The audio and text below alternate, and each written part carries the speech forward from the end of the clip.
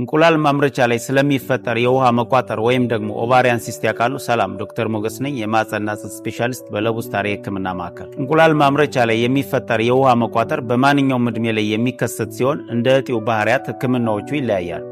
ይህም ማለት መጠኑ ከ5 ሴንቲሜትር በታች የሆነ እንዲሁም ደግሞ በአንድ በኩል ብቻ የሆነና ምንም አይነት ክፍልፋይ ከሌለው ውስጡ ጠጣር ነገር ካልያዘ በመራቢያ ዕድሜ ላይ ለምትገኝ እናት ህክምናው ክትትል ብቻ ሲሆን ይህም በየ6 ሳምንት እስከ 12 ሳምንት አልትራሳውንድ ብቻ ማየት ይሆናል።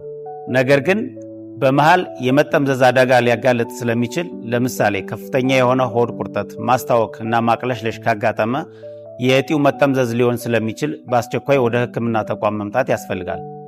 እንዲሁም ደግሞ እጢው የተፈጠረው ከርጣት በኋላ ከሆነ በሁለቱም የእንቁላል ማምረቻዎች በኩል የሚገኝ ከሆነ ውስጡ ጠጣር ካለው ብዙ ክፍልፋዮች ያሉት ከሆነና ሆድ ውስጥ ብዙ ፈሳሽ የመያዝ ነገር ካለ ቀዶ ጥገና ሊያስፈልግ ስለሚችል ከህክምና ተቋም በመምጣት ህክምና ማድረግ ያስፈልጋል። እነዚህና ሌሎች የህክምና አገልግሎቶችን ለማግኘት ለቡ ስታር የህክምና ማዕከልን ይጎብኙ።